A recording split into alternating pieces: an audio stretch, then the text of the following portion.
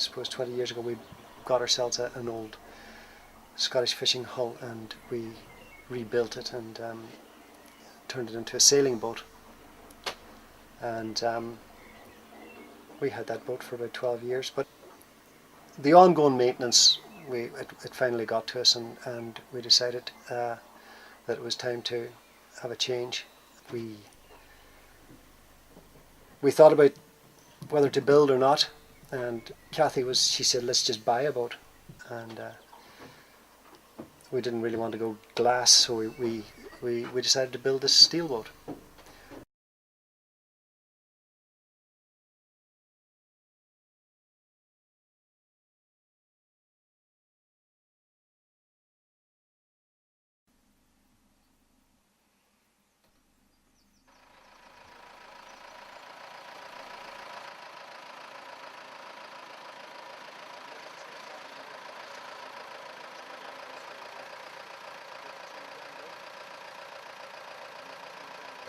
You know, the road first, then through that entrance.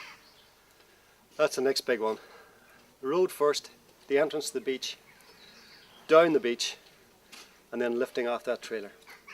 We really want no swell in that bay.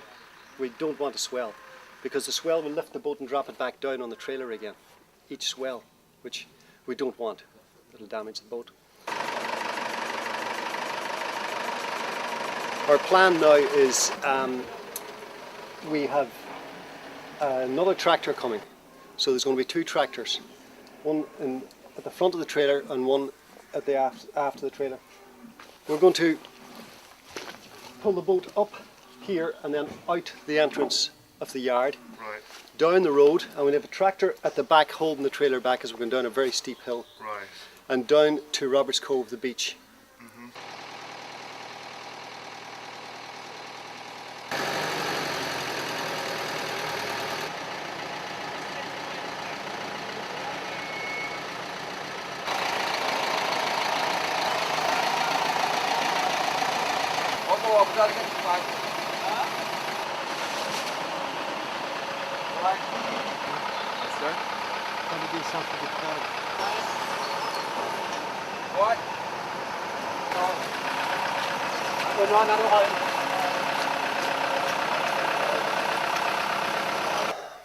There's a lot of effort gone in here to this boat, and you know, it's been 4 hard years. We built the trailer for it as well, with the idea of launching it here in Roberts Cove, because it's a great place, a fabulous place altogether.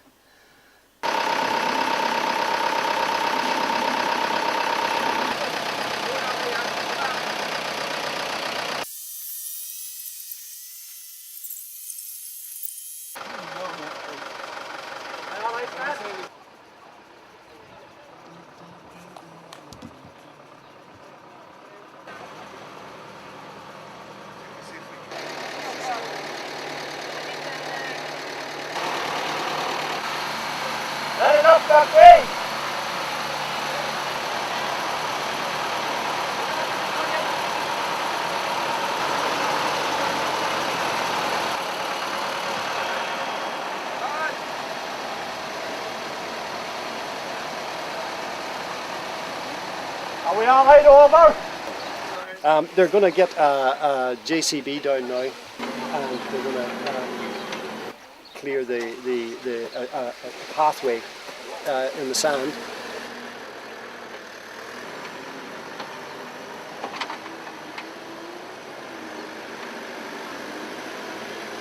Where we're then going to put down our ply and what have you, and hopefully take the boat as far down as we can.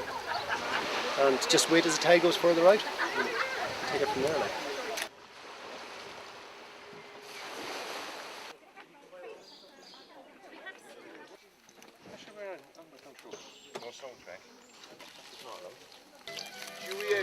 Huh?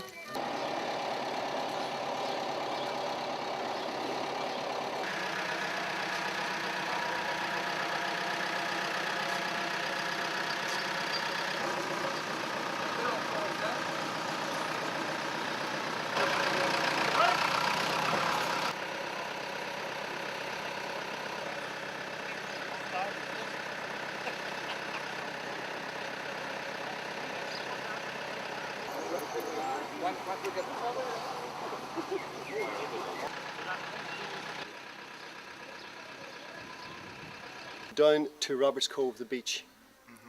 There's a narrow entrance there. If we've got our calculations right, I think we'll get through there. We've got about 3 inches to spare. I just hope we've got our calculations right. We get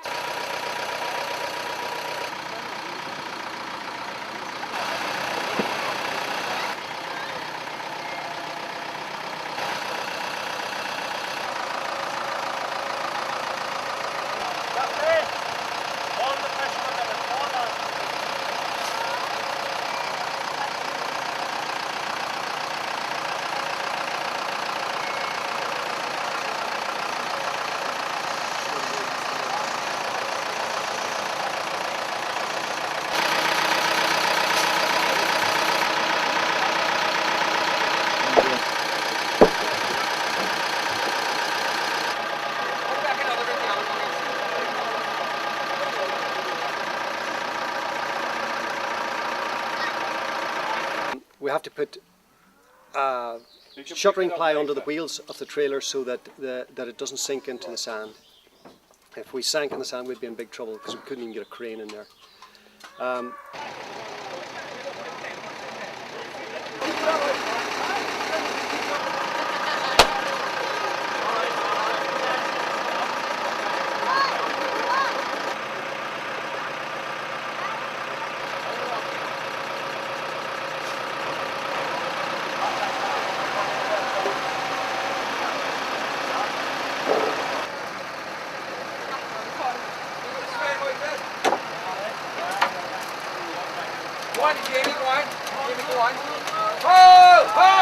The famous gap in the beach.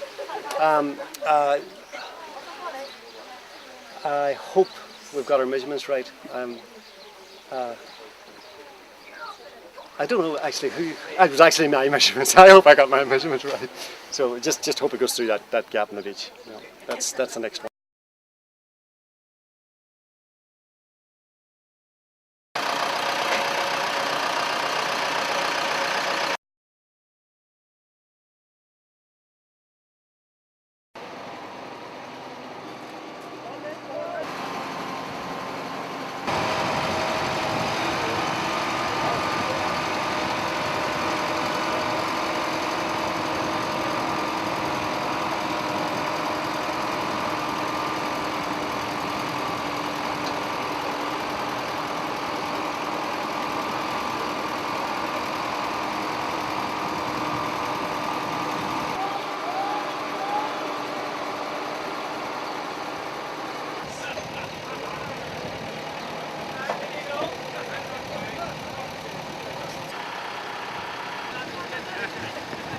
I just coming down the beach.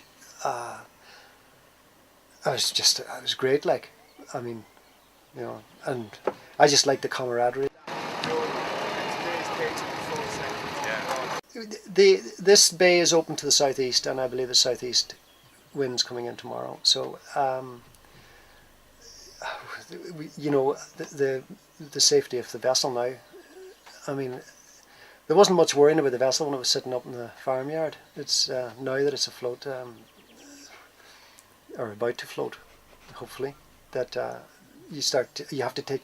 It's a whole different world now. You're at sea. You have to consider the winds all the time, direction, and speed and everything. So it's and you're having to work out tides every day. It's important to know what the tide's doing, what time, high tide, low tide, spring tide, neaps, everything. So it's just this is something else now. It's another way of living.